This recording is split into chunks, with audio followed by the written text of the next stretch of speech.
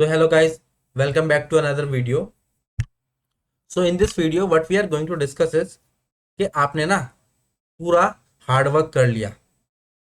आपने कंपनी को रिसर्च कर लिया, कंपनी का बिजनेस मॉडल देखा, उसमें आपने कंपनी की कौन कॉल पढ़ी पिछले 4-5 साल की।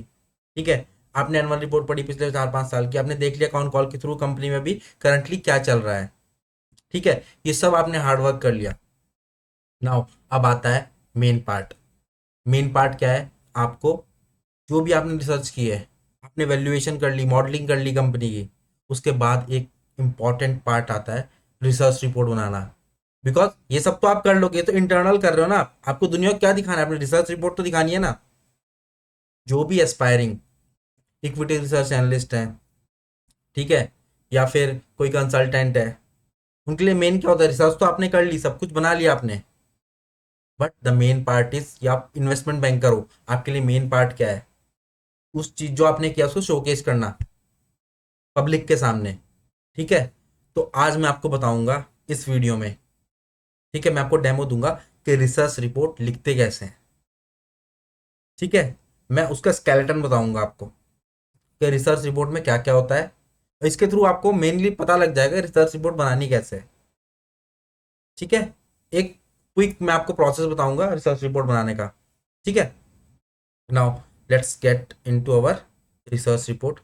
ठीक है, गाइडलाइंस में आ जाते हैं। तो सबसे पहले जब भी आप रिसर्च रिपोर्ट बनाएंगे, ऐसे सेक्शन होगा। ठीक है, यहाँ पर सीरियल नंबर होंगे आपके।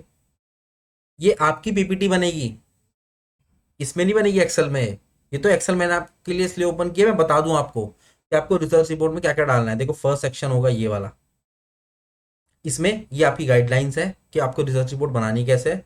और यहाँ पर ये सेक्टर्स आ जाते हैं अलग अलग, मैन्युफैक्चरिंग, रिटेल, हॉस्पिटल। ये मैंने एक एग्जाम्पल ले रखा है। ठीक है, तो स्टार्ट करते हैं। तो सबसे पहला क्या आएगा? सबसे पहले आपको लिखना है कंपनी का नाम और उसका लोगो। दो चीज़ लगानी है। आप कोई भी रिसर्च रिपोर्ट उठाकर देखो, सबसे पहले आपको यही मिलेगा सबसे ऊपर। फिर आपको ना एक ब्रीफ डिस्क्रिप्शन देना है उस कंपनी के बारे में, छोटा सा बिल्कुल 4-5 लाइन का, कि कंपनी क्या करती है। ठीक है, और उसमें क्या चीज़ हो रही है। आप कंपनी के बारे में ये बताओगे बस। कंपनी का बिजनेस मॉडल आप डिस्क्राइब करोगे बिल्कुल छोटे 4-5 लाइन में, जो आपने स्क्रीनर में भी देखा होगा, वो लोग बिजनेस मॉडल कैसे डिस्क्राइब करते हैं। उसके बाद आप अपनी कवरेज इनिशिएट करोगे। उसमें क्या क्या आएगा कवरेज में?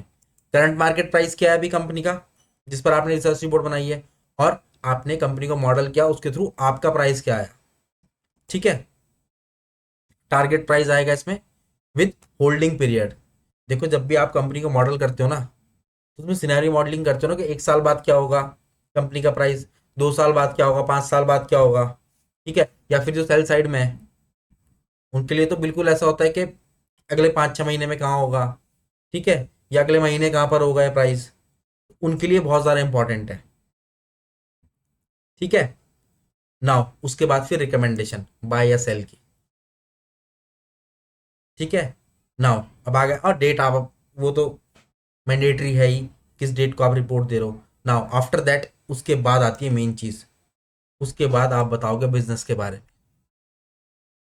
ठीक है, बिजनेस के बारे में क्या बताओगे? ब्रीफली आप बताओगे बिजनेस के बारे में, बिजनेस क्या करता है। लेट सपोज मैं एग्जांपल लेता हूँ, इस केस में मैं एग्जांपल लेता हूँ एंटायरो हेल्थ केयर का। एक फार्मा डिस्ट्रीब्यूशन चेन है वो। ठीक है, और इंडिया में मेरे ख्याल से वही एक लिस्टेड बिजनेस है। उसके साथ एक और बिजनेस भी है जो लिस्टेड है, सस्ता सुंदर, बट वो उतना अच्छे से ग्रो नहीं कर रहा है। आप देखोगे उसका नाम भी चेंज हो गया है मेरे ख्याल से, सस्ता सुंदर वेंचर्स करके उसका नाम था पहले। बट इस केस में हम एंटायरो हेल्थ केयर का एग्जाम्पल लेंगे। एंटायरो हेल्थ केयर क्या करता है? ये एक फार्मा डिस्ट्रीब्यूटिंग चेन है। ठीक है, एक एक लौता लिस्टेड प्लेयर है ये। इसके पेयर्स कहाँ से मिलेंगे? अगर आपको देखना है तो यूएस में मिल जाएंगे जो लिस्टेड प्लेयर्स हैं, वो भी 3 या 4 ही हैं मैक्सिमम। वही पूरा मार्केट कैप्चर कर रखा है उन्होंने। तो इस केस में आप क्या बताओगे? फार्मा ये काम क्या करती है? Medtech distribution, pharma distribution, pharma से रिलेटेड सब काम करती है। ये मेनली डिस्ट्रीब्यूशन में है। ठीक है, तो ब्रीफली आप इसके बारे में बताओगे। ठीक है, नाउ फिर आप बताओगे अपने इन्वेस्टमेंट थीसिस, कि आपको इस कंपनी में इन्वेस्ट क्यों करना है। ये तो आप दे दोगे, ये तो कोई मान लेगा, but the thing is main तो ये है ना। देखो, ये सब जो ऊपर नीचे जो भी है ना, मैं आपको बताता हूँ, ये सब टारगेट वारगेट प्राइस ये सब ठीक है, मेन चीज यही है थीसिस आपके। इन्वेस्ट क्यों करना है पब्लिक को उसमें? अगर आप एक रिसर्च एनालिस्ट हो, सेबी रजिस्टर्ड, या फिर आप कहीं पर काम करते हो किसी ब्रोकिंग हाउस में, ठीक है, या फिर किसी ऐसी कंपनी में जो रिसर्च कॉल देती है, उसमें आप एक रिसर्च एनालिस्ट की तरह काम कर रहे हो, तो आपको मेनली क्या बताना है उसके मेन कि की रिस्क क्या है उस कंपनी में, और आपको बाय क्यों करना है, उसके पीछे के थीसिस क्या है, क्या टेल विंड है कंपनी में, ठीक है, क्यों बाय करना है, क्या वैल्यू बाय है ये, या फिर ग्रोथ कंपनी है, ये सब आपको अपने थीसिस में बताना है। मैं एक बार दिखाऊं आपको थीसिस, एग्जांपल दिखाऊं आपको एंटारो हेल्थ केयर का कि थीसिस कैसे लिखी जाती है। ठीक है, मैंने रॉ थीसिस बना रखी है, बिकॉज हम लोग को किसी को रिपोर्ट डिलीवर करनी थी एंटारो हेल्थ केयर पर, हमारे प्राइवेट क्लाइंट है, तो उनके लिए मैंने ये बनाया था। मैं आपको दिखा देता हूँ वो रिपोर्ट एक बार, बी विद मी, या हियर इज द, देखो ये इन्वेस्टमेंट थीसिस है, ऊपर क्या है, कोर आइडिया, उसमें क्या है, आपको मोट बतानी है एक या दो सेंटेंस में, इस बिजनेस में मोट क्या है। देखो एंटायरो हेल्थ केयर के जो कंपनी है उसमें मोट क्या है, इंडिया में ना फार्मा डिस्ट्रीब्यूशन में, फार्मा जो ड्रग है उसमें मेनली एसकेयूज है 1.5 लैक्स, और इसके पास कितने हैं, इसके पास अराउंड 90,000 एसकेयूज हैं।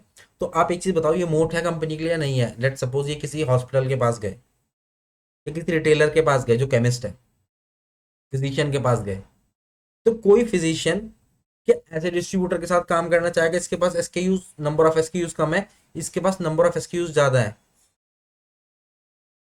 ऑफ कोर्स जिसके पास नंबर ऑफ एसकेयूज ज्यादा है, पता नहीं कब किस चीज की जरूरत पड़ जाए, कौन से ड्रग की जरूरत पड़ जाए, और आपके local mom and pop distributor के पास वो चीज नहीं होगी। तो ये इसके लिए एक एडवांटेज है, कंपनी की मोट है। ठीक है, कंपनी प्रोफेशनली मैनेज्ड है, मॉम एंड पॉप डिस्ट्रीब्यूटर्स जो आसपास होते हैं वो प्रोफेशनली मैनेज नहीं होते, अपने हिसाब से काम करते हैं। ठीक है, तो दीज आर सम मोड्स। तो अगर जब हम बिजनेस डिस्कस करेंगे ना, तो मोड्स के बारे में अच्छे से डिस्कस करेंगे, वो एक सबसे मेन चीज वही होती है कंपनी में। ठीक है, बस ये समझ लो आप। नाउ फिर कंपनी के स्केल के बारे में बताओगे, सोर्स क्या है कॉम्पिटेटिव एडवांटेज के, कंपनी का स्केल बताओगे, पैन इंडियन का स्केल है, ये मेरे ख्याल से 23-24 स्टेट्स में प्रेजेंट है इंडिया के। और ये लोग ग्रो कैसे करते हैं, ये छोटे छोटे जो डिस्ट्रीब्यूटर्स होते हैं ना, मॉम एंड पॉप डिस्ट्रीब्यूटर्स, उनको क्या करते हैं, उसमें स्टेक लेते हैं, मेजोरिटी स्टेक, और उसको अपनी सब्सिडरी बना लेते हैं। That's how they are growing. और आप देखोगे यूएस में भी यही पैटर्न है, जिन कंपनीज ने 92% मार्केट शेयर कैप्चर किया है, उनके पास उन्होंने भी यही स्ट्रेटेजी अपनाई थी। आप, मैंने आप सस्ता सुंदर का एग्जांपल दिया ना, वो ये स्ट्रेटेजी नहीं अपना रहा है, आप देखोगे कितने पीछे चला गया है वो। तो ये मैं एक एग्जांपल दे रहा हूँ, इसको प्लीज कोई भी इन्वेस्टमेंट एडवाइस मत समझ लेना। ठीक है, तो ये सब बताना है। उसके बाद एसकेयूज कितने हैं जो मैंने नहीं बताया आप लोग को। ठीक है, कंपटीशन ज्यादा है कि कम है? देखो इस केस में ना, अगर आप देखोगे आप कहोगे इसमें तो बहुत सारा कंपटीशन है यार, कितने सारे लोग ये डिस्ट्रीब्यूशन में है, अपने ही घर के आसपास देख लेना कितने सारे लोग हैं फार्मा डिस्ट्रीब्यूशन में। बट द थिंग इज, ये लोग क्या है, जितने भी वो डिस्ट्रीब्यूटर है वो सब लोकल लेवल पर है। आप देखोगे अगर पूरे पैन इंडिया लेवल पर कंसोलिडेशन में, तो दो या तीन प्लेयर्स हैं। एक एक प्लेयर का नाम है एपीआई होल्डिंग्स, जो फार्मेसी के नाम से अपनी कंपनी चलाता है, बट उसमें प्रॉब्लम क्या है, उसमें ये उसके पास डेट बहुत ज़्यादा है, उससे प्रॉब्लम है, कंपनी डेट में बहुत दबी हुई है। दूसरा क्या है, काईमेड, काईमेड के साथ क्या है, काईमेड जो कंपनी है उसको अपोलो ग्रुप ने खरीद लिया है। अब एक चीज़ एक बार बताओ, मैं अपोलो हूँ, नहीं, आप अपोलो और मैं आपका कंपटीशन हूँ, और आपने काईमेड को खरीद लिया, क्या मैं काईमेड के साथ, वो मेरे को दवाएं डिस्ट्रीब्यूट करे, मैं उसको ये कॉन्ट्रैक्ट दूंगा या नहीं दूंगा? बिकॉज यही तो होता है कंपटीशन में। आप कभी भी देखो अमेजोन माइक्रोसॉफ्ट का सॉफ्टवेयर नहीं खरीदता है, बिकॉज उसको अपने डायरेक्ट कॉम्पिटिटर मानता है। वॉलमार्ट जो है वो अमेजोन का माल नहीं खरीदता है, बिकॉज वो उसको अपना कंपटीशन मानता है। तो ऐसे ही होता है, बचा कौन है, तीन ही प्लेयर्स है इंडिया में भी, एंटायरो हेल्थ केयर। तो दीज आर, ये होता है इन्वेस्टमेंट थीसिस बनाने का तरीका। और क्रिटिकल थिंकिंग, आपको सोचना कैसे है, ठीक है। और ये early signs of success, product mix, ये मेडटेक की तरफ बढ़ रहे हैं जो कि हाई मार्जिन का है। इनका बिजनेस क्या है, लो मार्जिन का business, because distribution middle man का बिजनेस है यार। वो बहुत ही लो मार्जिन पे काम करते हैं लोग, 2 3 4% पे। और यूएस में भी देखोगे ना आप, तो मैक्सिमम पोस्ट टैक्स इनके मार्जिन पता कितने आते हैं, जो इनका ईबीआई होता है। ईबीआई इनका मेरे ख्याल 4 5% से ऊपर नहीं जाता। तो ये बिजनेस ही वैसा है, ठीक है। सो ये आपकी क्या बोलते हैं, ये मैं और इससे ज़्यादा नहीं बताऊंगा इसमें, ठीक है, बिकॉज फिर ऑब्वियस हो जाएगा बहुत सारी चीज़ें, ये जो रिसर्च थीसिस बना रखी है। तो ये मैं बताना चाह रहा हूँ, ये आपको थीसिस ऐसे बनानी है, ठीक है। फिर उसके बाद आपको हाईलाइट करना है जो नेक्स्ट पॉइंट है, की रिस्क क्या है। देखो कंपनी क्या है, बहुत ही आप क्या बोल सकते हैं, एंटायरो हेल्थ केयर के केस में कंपनी ना, अगर उन्होंने सही से एग्जीक्यूट कर लिया, एग्जीक्यूशन सही हुआ तो सब कुछ चीज़ें सही होंगी।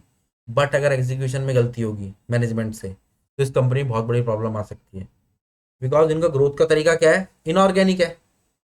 नाउ इस साल ये लोग क्या कह रहे हैं कि हम ऑर्गेनिकली ग्रो करेंगे, इट्स ओके, ठीक है। बट द थिंग इज, इनका तरीका क्या है, और यूएस में प्लेयर्स देखो तो वैसे ही ग्रो हुए हैं। बट अगर इनसे कुछ गलती हो गई, इसी कंपनी में आपको बताता हूँ रिस्क सिनेरियो क्या कहते हैं। या आपकी इसकी रिपोर्ट पढ़, अगर आपको एनुअल रिपोर्ट पढ़नी आती होगी तो आप इसमें देखोगे, इन्होंने जो कुछ अपने छोटे छोटे डिस्ट्रीब्यूटर्स इन्होंने बाय किया था उसमें स्टेक, कंपनी में मेजॉरिटी स्टेक, उसमें आप देखो कुछ फ्रॉड हो रखा है 2 3 4 5 करोड़ का। उसके ऊपर एंटायरों ने कुछ एक्शन भी लिया था। तो वो एक प्रॉब्लम होगी, बिकॉज सब कुछ कंट्रोल में नहीं होता है ना। आप सब्सिडरी तो बना लोगे, बट डायरेक्टली आप उसे कंट्रोल नहीं कर, चला तो वही रहा है ना। तो वो एक प्रॉब्लम है।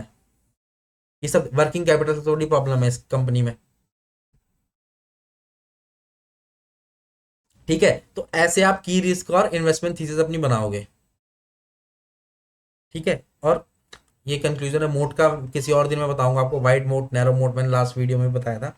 बट द थिंग इज, आपको मैं मोटा मोटा एक आइडिया बताना चाह रहा हूं, आपको कैसे इन्वेस्टमेंट थीसिस बनानी है, ठीक है, और अपनी रिपोर्ट में कैसे प्रेजेंट करनी है। समझ आया आप लोग को?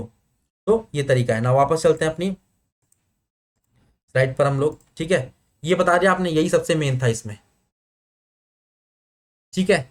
नाउ फिर सेकंड पेज में क्या बताओगे आप, अब ज्यादा लंबी रिपोर्ट भी नहीं बनानी है आप लोग ने, ये चीज ध्यान रखना। बिकॉज ऐसी सैकड़ों रिपोर्ट आती हैं, आपको अपनी रिपोर्ट ऐसी रखनी है कि बंदा कोई पढ़े एकदम से क्लिक हो जाए उसको। तो फिर बिजनेस के बारे में बताना है, उसमें क्या बताओगे, क्लाइंट की क्लाइंट्स क्या है, ठीक है। कैपेसिटी, प्रोडक्ट मिक्स के बारे में बताओगे। प्रोडक्ट मिक्स में यहाँ पे क्या था, ये लोग फार्मा डिस्ट्रीब्यूशन में है, प्लस मेडटेक में भी आ रहे हैं। मेडटेक क्या होता है, मेडिकल के जो इंस्ट्रूमेंट, लेट सपोज के मशीन होगी कोई, ईसीजी मशीन होगी, ठीक है, और डेंटल में बहुत सारी मशीन लगती हैं, उस सब के डिस्ट्रीब्यूशन में भी ये लोग आ रहे हैं। तो वो क्या है, वो हाई मार्जिन बिजनेस है। तो ये होता है प्रोडक्ट मिक्स, ठीक है। फिर रेवेन्यू बताओगे आप, सेगमेंट वाइज, ज्योग्राफी वाइज, कौन किस किस उसमें क्या है। और फिर ऑपरेटिंग मैट्रिक्स, ये तो सबसे मेन होता है, हर बिजनेस के अलग ऑपरेटिंग मैट्रिक्स होते हैं, ये आपको देखना पड़ेगा। जैसे हॉस्पिटल हो गया, हॉस्पिटल केस में क्या होंगे ऑपरेटिंग मैट्रिक्स। ऑपरेटिंग मैट्रिक्स क्या होता है, जहां से उनका रेवेन्यू ड्राइव हो रहा है। हॉस्पिटल का रेवेन्यू कहाँ से ड्राइव होता है, उसके पेशेंट से।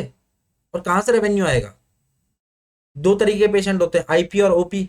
आईपी क्या होता है, इन पेशेंट, जो हॉस्पिटल में एडमिट होते हैं उनको बोलते हैं इन पेशेंट, ठीक है। और जो डे केयर में चले जाते हैं उनको बोलते हैं आउट पेशेंट। सो उनके इर्द गिर्द फिर आपके ऑपरेटिंग मैट्रिक्स बनेंगे, जैसे ऑक्यूपेंसी परसेंटेज क्या है, ठीक है। और क्या बोलते हैं उसमें आपका एवरेज रेवेन्यू पर ऑपरेटिंग बेड क्या है। तो ये सब ऑपरेटिंग मैट्रिक्स होते हैं। In the case of hotel क्या होता है, ऑक्यूपेंसी सबसे मेन होता है कि आपका होटल की ऑक्यूपेंसी रेट क्या है, ठीक है। तो उससे पता लगता है। तो ये सब चीजें आप देखोगे, ठीक है। अगर आप जाते हो किसी क्यू एस आर चेन में, क्विक सर्विस रेस्टोरेंट में, तो उसमें क्या देखते हैं, एसएसडी परसेंटेज, ठीक है। तो ये सब क्या होते हैं, ऑपरेटिंग मैट्रिक्स। तो ऐसे आपको ये बताना है। फिर उसके बाद शेयर होल्डिंग पैटर्न, कितना प्रमोटर के पास है, कितना DIIs, FIIs, and then public के पास है, वो सब। फिर आप बनाओगे डिटेल अंडरस्टैंडिंग ऑफ बिजनेस, उसमें पूरा लिखोगे आप कि आपका क्या सोचना है इस बिजनेस के बारे में, ठीक है। और लास्ट में आप बताओगे how does the business make money. ऐसे करके आप एक रिसर्च रिपोर्ट बनाओगे। ये गाइडलाइंस थी कि आप रिसर्च रिपोर्ट कैसे लिख सकते हो, और ये बहुत इंपॉर्टेंट चीज़ है। इन केस अगर आपको सीखना है ये सब कुछ, हम अपने कोर्ट में ये सब बहुत ही डिटेल में सिखाते हैं, ठीक है। तो आज के लिए इतना ही रखते हैं, मैं आपसे मिलता हूँ नेक्स्ट वीडियो में, ठीक है।